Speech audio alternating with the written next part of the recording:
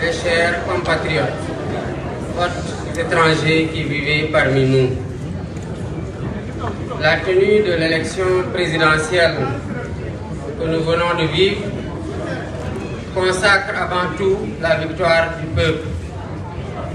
du peuple sénégalais dans le combat engagé pour la défense de sa souveraineté et des valeurs démocratiques. Cette victoire est donc celle de toutes les Sénégalaises et de tous les Sénégalais d'ici et de la diaspora.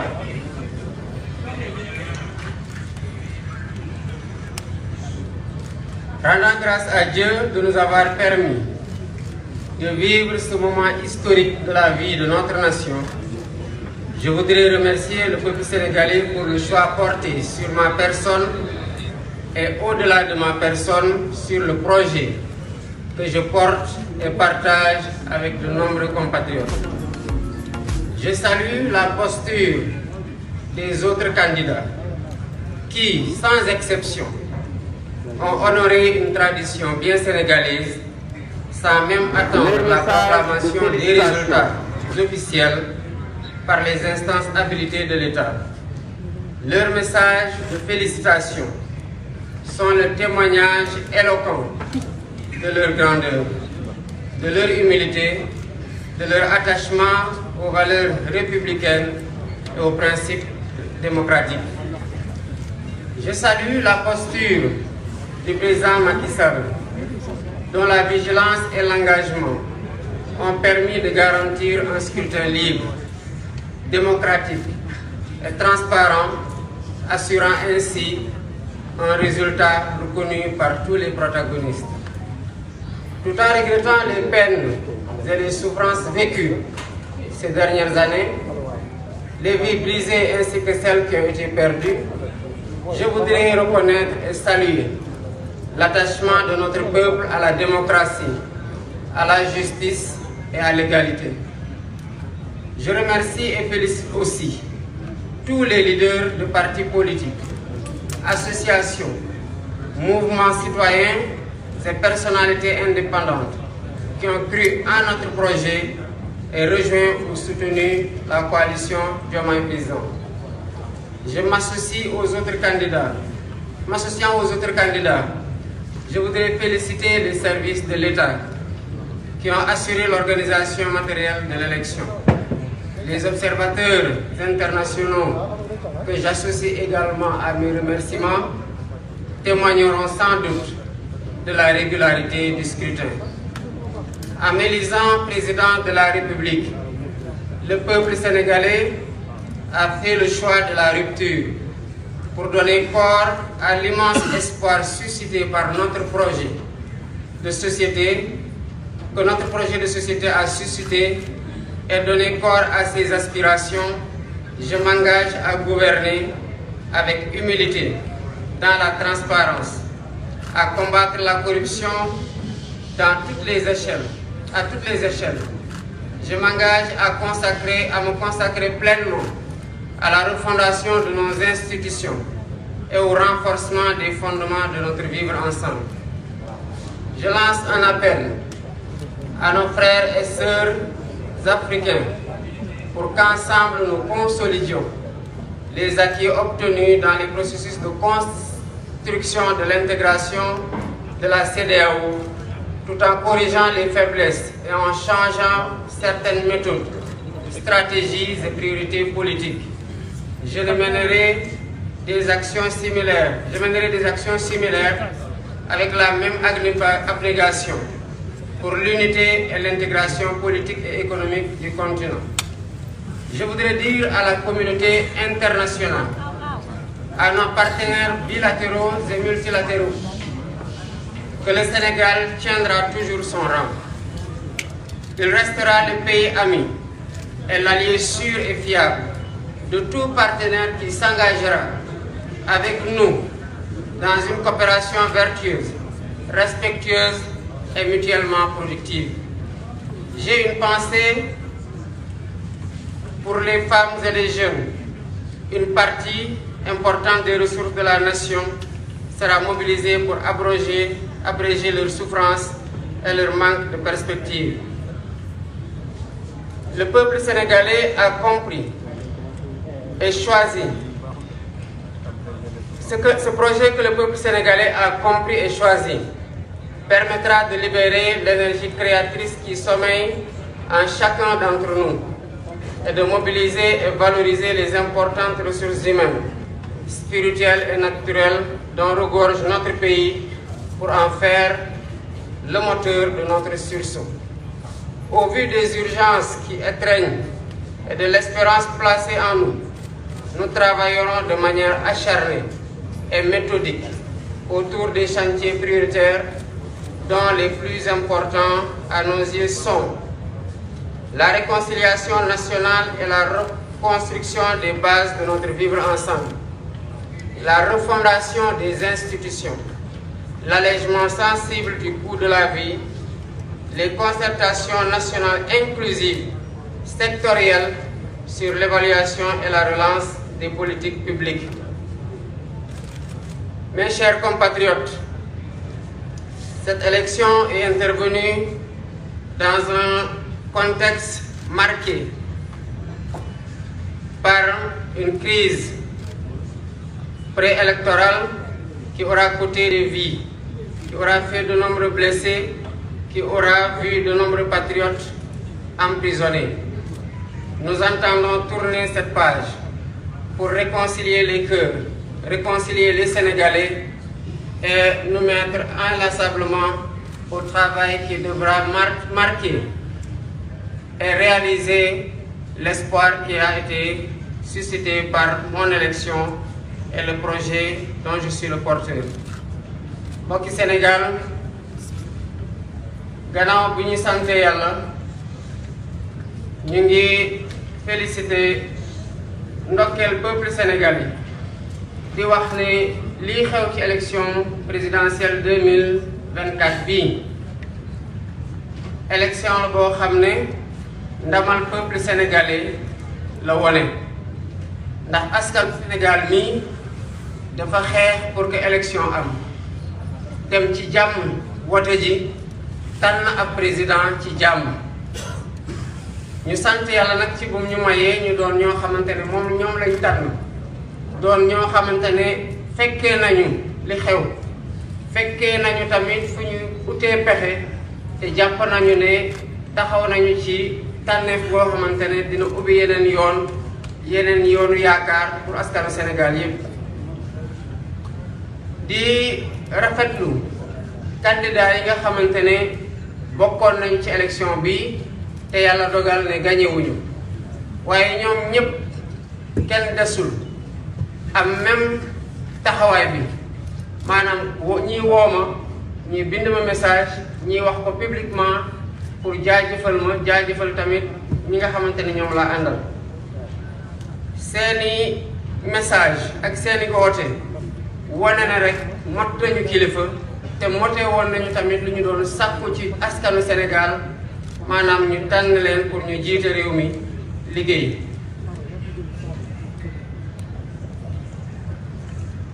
loolu di wone que Sénégal benn xeetu askan la boo xamante ne askan gu màgg la askan gu xam lu mu bëgg la askanu bañkat la waaye tamit askan la boo xam ne jàmm rek a ko soxal di rafetlu tamit taxawaayu président de la République Macky Sall ndax ci fan yii ñu weesu taxawaayam moo waral ñu am élection bi mel ni bi ñu am bi gannaaw bi résultat bi génnee amul kenn koo xamante ne diingat na résultat bu ñu am di naqarlu nag ñi nga xamante ne laata ñuy egg ci élection li fi jot a xew tax na mu am ñi ci am ay gaañu-gaañu am ñoo xamante ne ñàkk nañ ci seen bakkan am ñoo xamante ne ñu bëri dem nañu kaso ñu di leen fàttaliku di leen ñaanal di leen masaw ñoom ak seen njaboot te di leen dig ne yu mel noonu Sénégal incha allah dootu fi amati di wax ne rek askanu Sénégal ak lu ñu mënti wax mën nañ ko seedal ne ñu fonk seen bopp la ñu xam fu ñu bëgg a jëm la ñu bëgg ay njiit yu baax lañu te ñu bañ nooteel la ak injustice may féliciter jaajëfal di ndokkeel ñi nga xamante ne ay leaderu parti politique lañu wala ay leaderu association wala ay leaderu mouvement citoyen wala sax ñu doon ay kilifa yoo xamante ne féetewuñu fenn waaye jàppale nañu wala ñu woote pour ñu jàppale ñu wooteel candidat Bassirou Diomaye Faye ba ñu am ndam lu ñu am. di bokk tamit ak yeneen candidat yi nga xamante ne nangu nañu résultat bi di ndokkeel kuréelu nguuru Sénégal yépp nga xamante ne ñoo am taxawaay gi war pour ñu am élection bu tax biñ ca génnee résultat biñ ci am kenn diingatul ne résultat bu ñu nangu la ndax élection bi jaar na yoon. ñu di leen di jaajëfal bu baax a baax a baax ñu gëm na nag ñi nga xamante ne jóge woon nañ bitim réew wala ñu nekk sax ay doomu réew mi doon saytu élection bi pour xool ba xam ndax jaar na yoon dinañ taxawee même seede gi nga xamante ne moom laa doon def nii. bu ma Sénégal yi falee nag ma doon seen président tànn nañu doxalin goo xamante ne wuute nag li fi nekkoon ndax xëy na bu ñu bëggoon lu fi nekkoon dañuy falaat lekk ñi xamante ne ñoo bëggoon wéyal li fi nekkoon muy donc tànneefu rupture pour yaakaar gi nga xamante ne suñu candidature jur na ko suñu élection suñu projet de société bi nga xamante ne leader yi ñu àndal yëpp jàpp nañ ci jur nañu ko ñu mën ko fësal te fas yéene ko doxal nag ak dal ak yoonal ak jub ak jubal ak jubanti waaye tamit ak jox cër bu mat askanu Sénégal yëpp ndax gannaaw ñoom lii mënul woon am tànneef gi seeni tànneef la jëmukaay bi ñoom ñoo koy wane te bu soobee yàlla dinañ ci ànd ak doomu Sénégal yëpp. loolu nag mënta am tànk taxawuñu ci xeex guerre ba pare jël lépp loo xamante ne mën nañ ko ci suñu kattan suñu xam-xam ànd teeg Sénégal yi bëgg a bokk ñun ñëpp ak liggéey bi pour tabaxaat Sénégal boo xam ne kuréel yi ngànk bànqaasu réew mi muy institution yi dañu leen di dooleel ba bu ci nekk taxawee taxawaay gi war di doxal li nga xamante ne moom mooy si cër. nara taxaw tamit tem pour lii nga xamante ne moom la ñu am te mooy suñu alal gu gën a fort muy jàmm ji am Sénégal mbokkoo gi am Sénégal dinañ am taxawaay gu mat sëkk def ci suñu kéemtalaay kattan ànd ci Sénégal yi yëpp pour jubalewaat Sénégal yi dafewaat xol yi ndax bu ko defee féewaloo bu mën fee dañ ñu mën a jublu ci liggéey bi nga xamante ne moom lañ ñu xaare ndax yónnee nañ ndaw askanu Sénégal yónnee ndaw waaye yàkkamte na lool ndax sonn nañ lool ci li ñu nekk. ma di woo rek suñu mbokku Afrique di leen wax ne li nga xamante ne liggéey nañu ko ci booloo ko mu nekk ci biir CEDEAO wala ci biir yeneen ensemble yu mel ni noonu taxawaay gi ci président yi ma jiite njëkk a ñëw Sénégal taxawaay gu mel noonu wala bu ko raw lañ fas yéene am pour que liy place su Sénégal ci biir Afrique ñu continuer ko téye ba pare gën a avancer Afrique li nga place su Afrique ci biir àdduna fexe tamit ba africains yi li nga xamante ne bëgg nañ ko ci Afrique mën a am taxawaay boobu mën a am melokaan boobu. ñii nga xamante ne Sénégal yàgg naa jëflante ak ñoom ñu di leen woowee les partenaires bilatéraux wala multilatéraux ñu ngi leen di wax ne Sénégal du dañ di doon dëkk bu mu mos a doon maanaam dëkk boo xam ne ab taxaw respecté ay engagement am la taxawee dëkk boo xam ne wóor ci jëflante ak moom la taxawee dëkk boo xamante ne fas yéene lëkkaloo bépp dëkk boo xamante ne taxaw nga ci respecté coopération boo xamante ne Sénégal daf ciy gis boppam ñoom ñu gis seen bopp mu doon coopération jëflante boo xamante ne dañoo respecté ci suñu aada ci suñu cosaan ak ci suñu jëmukaay te tamit doon coopération boo xamante ne ku ci ne da ciy gis boppam. lii nga xamante ne mooy lu ñu am te bokk ko muy alalu askan wi lépp lu ci war pour ñu sàmm ko pour ku ci ne foo nekk li ñëpp bokk nga mën ci jot taxawaay boobu dinañ ko am ànd ceeg Sénégalais yépp yi nga xamante ne ñu ngi biir réew wala ñu ngi bitim réew waaye am nañoo yéene seen xam-xam ak seen alal ak seen jot ak seen doole ñu dugal ko ci liy doxal Sénégal. loolu nag ku ko wax ne am na yu jàmp yoo xamante ne war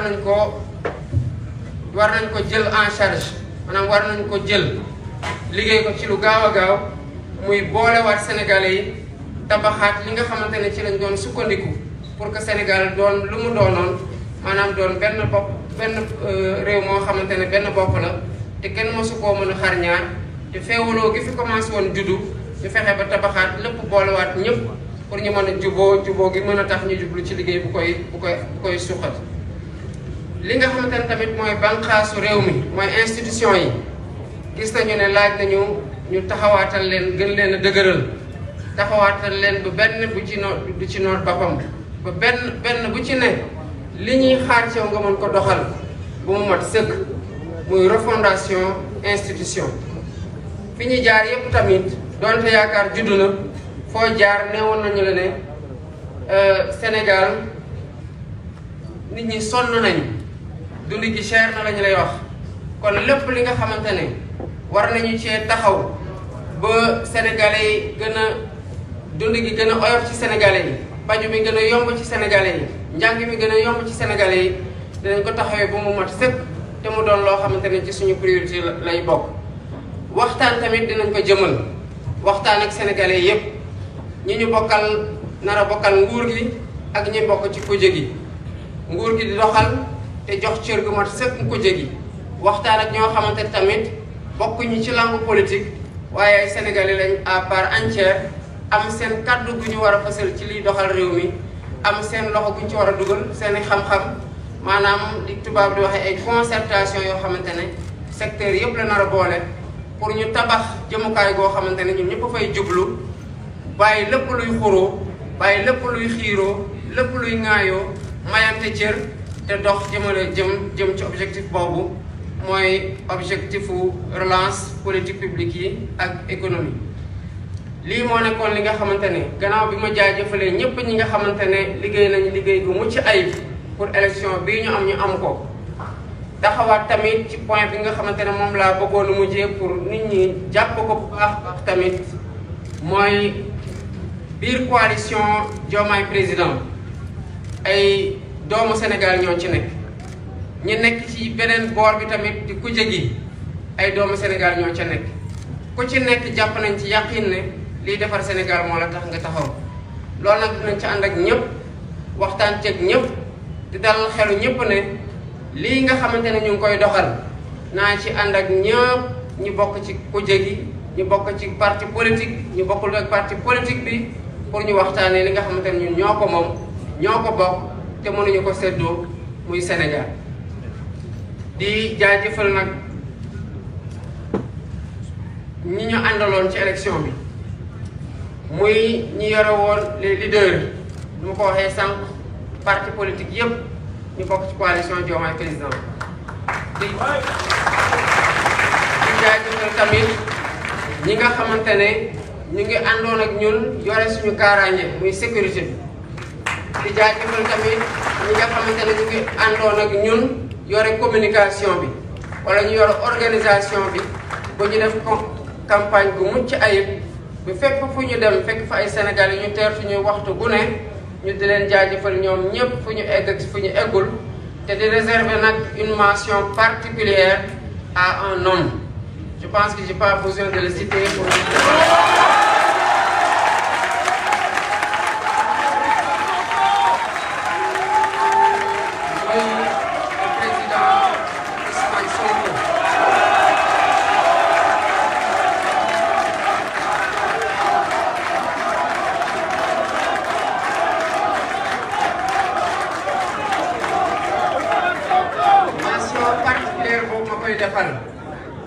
dañ ko ci ndokkee ci gis-gisam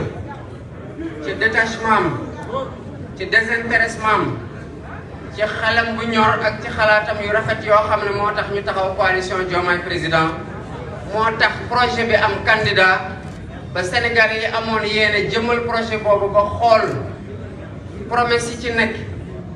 yaakaar gu ma jur naka lañ ko fas yéene doxalee bu nekkoon kenn koo xamante ne rek day wax ne man kese bu dul man du doon keneen ci gannaaw kon loolu du mën a am waaye yemul ci loolu parce que dafa takk ndigam takk ay dalam sol yéeram yendalul fanaanalul guddeeg bëccëg suba ak ngoon soit ñu ànd soit mu jël axe ma jël beneen axe muy battre campagne matin au soir 6 heures du matin ñu koy gis muy battre campagne 2 heures du matin ci bëccëgu ndar kam ci suba teel donc jaar na fu ne def na lu ne te lu ci nit ñi gis rek ci lu fës nañ xam ne lu ñu gis mu def ko ci lu fësul moo ëpp solo ci la waral résultat bii nag.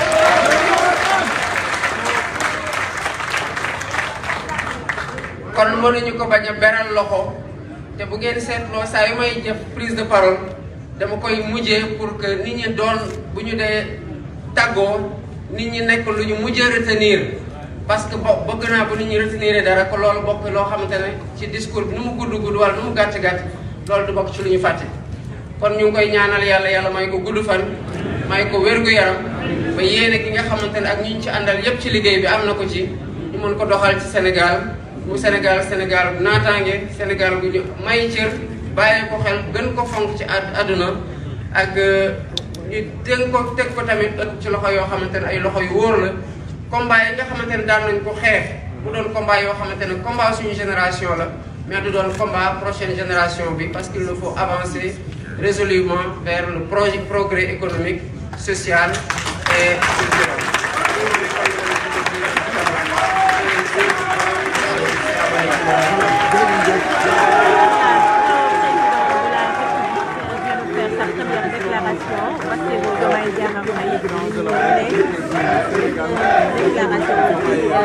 Déclaration